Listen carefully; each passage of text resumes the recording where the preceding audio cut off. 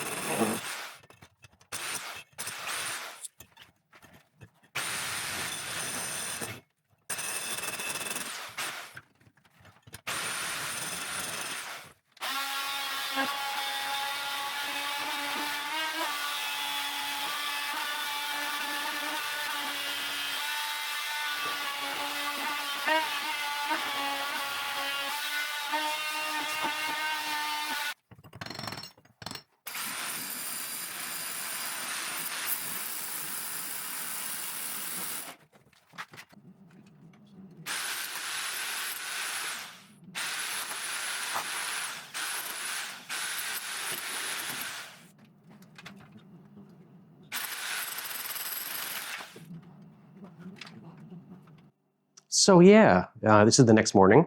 I was doing some chiseling up there, trying to get the hole up through the ceiling, up into what will be the laundry room up there. So I need a bit of a hole this large, but of the conduit through.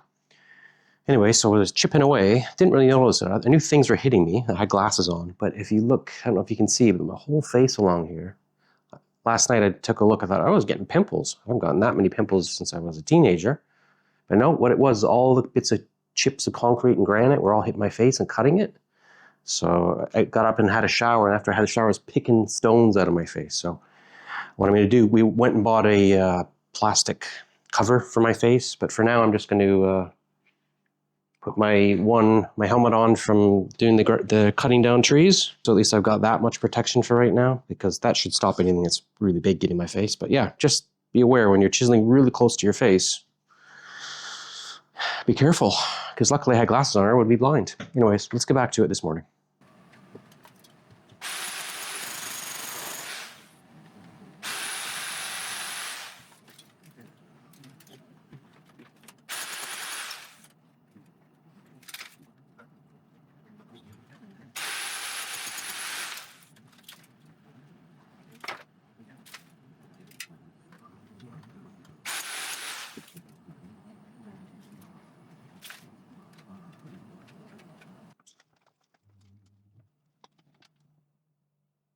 So there we go. We have the hole for the conduit to go through, and that goes up into the laundry room.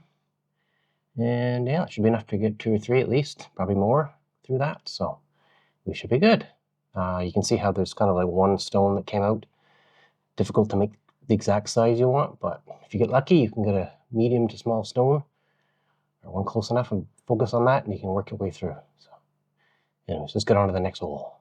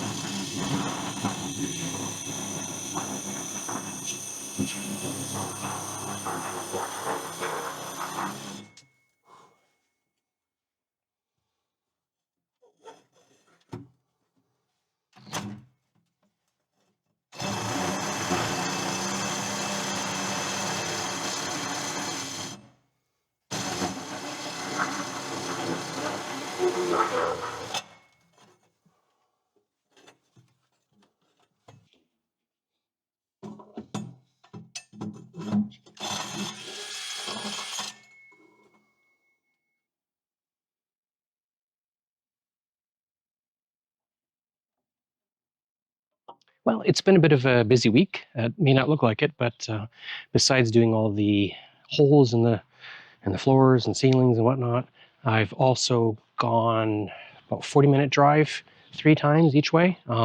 We've got a whole ton of insulation. So we've got rock wool insulation. We're going to put 300 millimeters of insulation in the attic floor, and that should do a pretty good job of getting us insulated for what we need to do. We got it because basically, if we get the guy around to do the roof, who's coming in about a weekish now, he's going to be removing the tiles around the edges. And because the edges are so small, where they come down because the roof is quite flat, there's no way I can get under the main joists, the main beams that support the roof. So as he pulls up the roof, there's about 6 kind of zones that I'm going to ask him to, where he's going to basically leave me a little space either at lunchtime or in the night. And I'm going to scurry under there and put all the insulation in. And then as he goes along, I'll keep adding the insulation in. Not the whole roof, just the edges. It's hard to explain, but you'll see it when I do it. And that should make us a pretty big difference for what we need to do in the house. It's going to be a lot of kind of starting, stopping stuff. So we've also been working with the solar panel guy. So we're going to get a 10 kilowatt solar panel system, and we're going to get a 6.5 kilowatt battery, which should hopefully be okay. We couldn't fit any more kilowatts on top of the roof. Basically, I thought we could get maybe 12 kilowatts, but we couldn't, so we're sticking with 10. We're hoping to get our electricity bills even when we get, a heater for the pool and all the heat pump installed and the water heater and all that sort of stuff. We're hopefully getting close to neutral, so we don't have to pay much for power, at least in the summer. What else? I've also been unpacking and kind of figuring out how I'm going to install the trapdoor window that's going to go under the roof, which allows you to access it. And then on Monday, we're expecting a delivery of the pyramid. I guess you call it a pyramid window on the top of the stairs. It's kind of like, there's a big light or window on the top of the stairs as you go up the stairwell. And we're expecting that. So that's another thing I've got to kind of plan out. I've got to look at replacing the wood around that. It's pretty much rotted. And then insulating if I can as well around those sort of things while the roof is up there, kind of working with the guy. So anyways, I'm kind of, and then I've also got to run and get the main board at least sorted, because the solar panel guys are going to come as soon as the roof is done. They're like within a week of it. So I've got to make sure I got the main board and then the cables, which are going to be 5 16 millimeter, because it's a 3-phase electricity to do the house. One going there and then one going back. So one goes from the solar panels to the main board, and the other one goes from the battery to the main board. Because what we're going to do is we're going to put the battery in the pool room with the pump and stuff like that. But anyways, lots of stuff going on. It's going to be a bit frantic trying to film it all and do stuff. But in the next, I guess, month or so, I'll be all over the place doing bits and pieces. So we'll see how far I get. Hopefully I can get a lot of the board done and a lot of the installation done while the guy who's doing the roof, the roofers are here, which is supposed to take about 4 weeks, 3 to 4 weeks. So yeah, anyways, fingers crossed. It's been a busy week, successful week. Got some stuff done, more holes, which is good.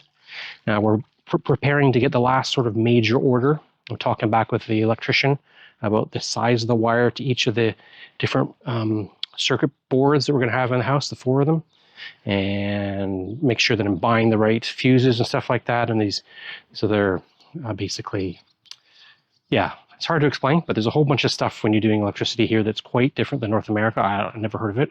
Basically, the whole house is on like a GFI. So yeah, it's safe, but it has to be because it's 230 volts and it really hurts when you get zapped. We're going to have tri-phase, which also makes things a little easier. I don't know, not easier to wire, but to basically the amperage can be lower, if that makes sense. Anyways, rambling now. I'm just going to get back to work, and hope everyone has a great weekend, and see you next week. Cheers.